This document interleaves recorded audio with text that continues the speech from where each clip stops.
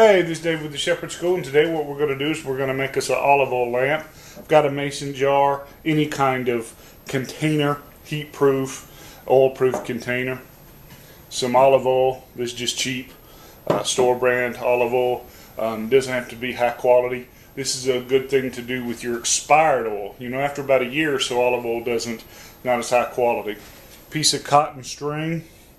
You could use a lamp wick, you could use just about anything, piece of shoestring. You don't want it to be synthetic though, because if you run out of oil, starts burning the thing, you don't want fume from synthetic. So this is just a piece of cotton string and a wire. You could use a paper clip. This is some of that snare wire, that little, I believe it's 20 gauge steel wire, okay? And all we're going to do is we're going to use the wire to hold the wick right out of the oil, okay? Now, olive oil has been used for lighting for thousands of years, okay? They still use it in Mediterranean countries, and they actually have, you know, you've got virgin olive oil and extra virgin olive oil. There's actually a lamp grade olive oil, okay?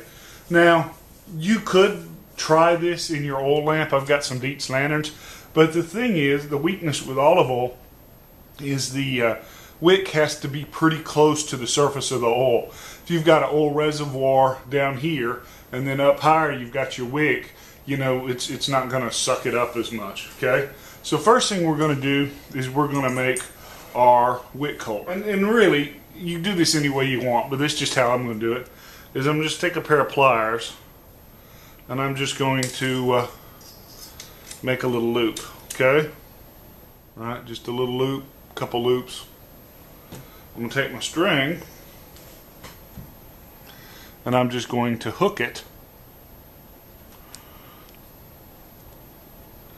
into it, just like that. Okay, I'm going to adjust it where it's just barely sticking up. I've made a little L here, okay? And I'm just going to drop this down to the bottom, about a ½ an inch or so from the bottom of the jar.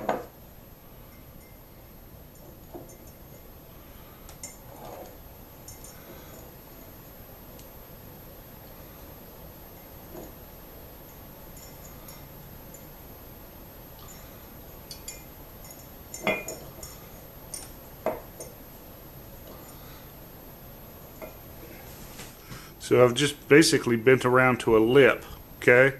Got the thing down to where it's sitting, and you'll have to adjust and bend and whatever, okay? Before we light it, let's just show you what we're doing. You want the wick to be just above the base of the oil. If you fill it all the way up, really, once it starts sucking down, you're going to have a problem because this is too thick. Doesn't have a good enough viscosity to be pulled up the whole wick. So we're just going to have it down at the little bottom here, which is okay because this gives us a little bit of protection from the flame. So let me turn the light off a little bit.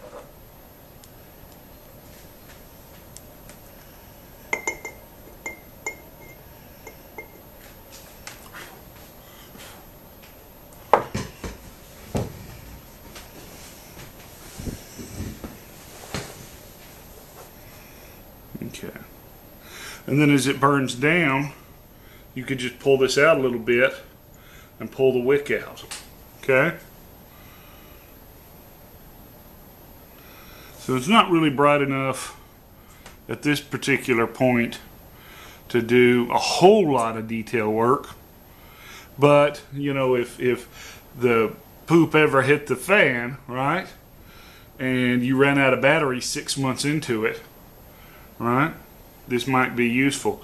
Like I said, you use corn oil, you could use canola oil, you can use any kind of oil, fats, you know, bear fat, lard, whatever for this, but olive oil is going to smoke less, okay, which is something that's pretty important to think about, okay?